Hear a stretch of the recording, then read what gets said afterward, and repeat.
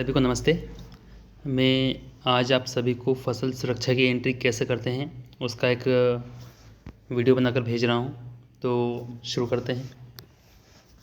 आपको navigation page में जाना है फसल सुरक्षा पे, या फिर स्क्रीन पे जो आइकॉन्स दिखे हुए हैं नीचे की तरफ उस पर भी आप फसल सुरक्षा पे टिक करते हैं तो आप सीधा एंट्री पे पहुँच जाएंगे। सीजन का सिलेक्शन करना है, जिस सीजन की आप एंट्री करना चाहते हैं, खरीफ, रबी, जायद। मैंने खरीफ को टिक किया। उसके बाद मुझे किसी एक ग्रुप का सिलेक्शन करना है जिसका मैं एंट्री करना चाहता हूँ। अनमोल किसान समूह सिलेक्ट किया, किसान पे टिक करना है। जिस फसल की मुझे एंट्री करना है उस पर मैं टिक करूँगा, तो मैं लाल तौर पे टिक करता हूँ। ओपन किया। अब यहाँ पे मुझे दो ऑप्शन दिखते हैं, एक IPM दिखता है, एक NPM दिखता है। यहाँ पे दो तरह की एंट्री होगी, एक IPM एक NPM। पहले हम IPM देख लेते हैं। ऐड किया मैंने, तो यहाँ पे आपको डेट दी जाती है सबसे ऊपर कि किस डेट में किसान ने जो नीचे की हम एंट्री करेंगे वो गतिविधि किस तारीख में की है। तो ऊपर अभी बाय डिफ़ॉल्ट डेट जिस तारीख को मैं एंट्री करने जाऊँगा वही दिखाई देगी। मुझे उसको चेंज करके जिस तारीख में गतिविधि की गई है वो उसका चयन कर देना है कि इस तारीख को ही गतिविधि की गई थी। उसके बाद आता है क्रॉप का एरिया, कि जो फसल की आप एंट्री करने के लिए आए हैं वह फसल 0.5 हेक्टेयर में लगी हुई है। अब मुझे यहाँ पर एंट्री करना है क्या उसने सीड जर्मिनेशन किया है, यस। क्रॉप रोटेशन किया है, यस। बाकी में अगर आप ब्लैंक भी छोड़ देते हैं तो वो नो मानता है, या फिर आप लिख भी सकते हैं, दोनों ऑप्शन है। और इसे आप चेंज भी कर सकते हैं, चेंज करना तो वो भी कर सकते हैं। तो अब इसमें भी एक और दो तरीके से एंट्री होगी।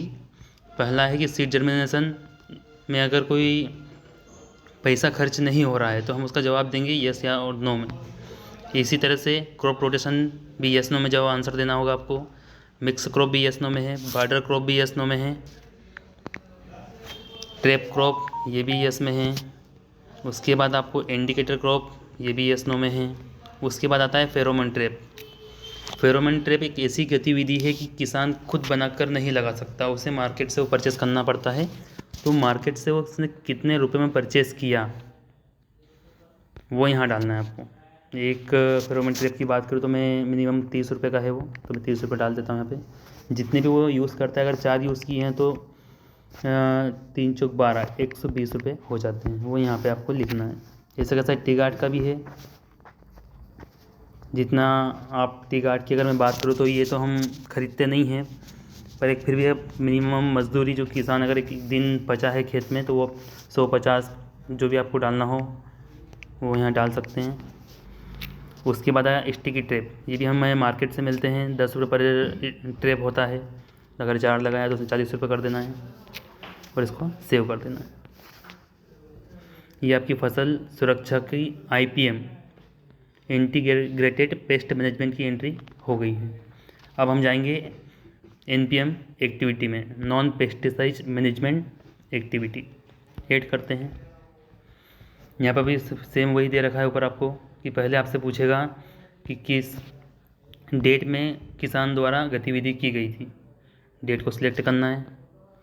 उसके बाद यहाँ पे एक रिसोर्स लिखा हुआ है कि जो भी दवाई वो जैविक दवाई उपयोग कर रहा है वो कहाँ से लाया है।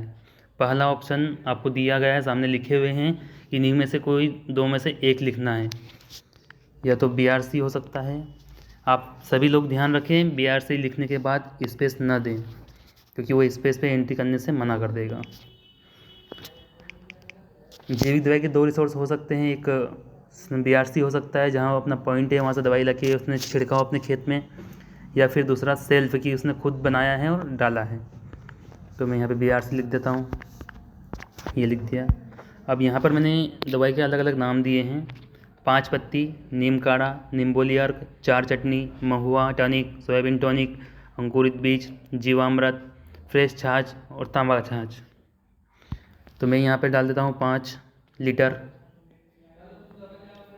दवाई जितनी भी दवाई है उनकी एंट्री लीटर में ही होगी, ये बात आप लोग ध्यान रखें। 5 लीटर हो गया। अब प्रति लीटर क्या रेट था उसका वो यहाँ डाल देना है, ये 150 रुपये हो गया। यहाँ पर SPS और मेंबर का कंट्रीब्यूशन की बात नहीं होगी, टोटल रुपये की बात होगी कि कितने रुपये में का दवाई लिया गया है।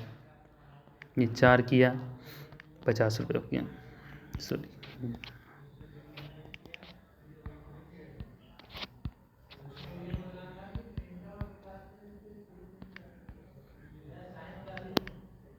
ये किया, 4 चटनी किया, 4 लीटर, 50 रुपये लीटर, 200, और इसको सेव कर देना। इस तरह से आपको IPM और NPM की फसल सुरक्षा की एंट्री करना है। उम्मीद है आप सभी को समझ में आया होगा। इसके बाद भी अगर कोई कन्फ्यूज़न हो तो आप मुझे फ़ोन पे बात कर सकते हैं, आप फ़ोन लगा सकते हैं। धन्यवाद।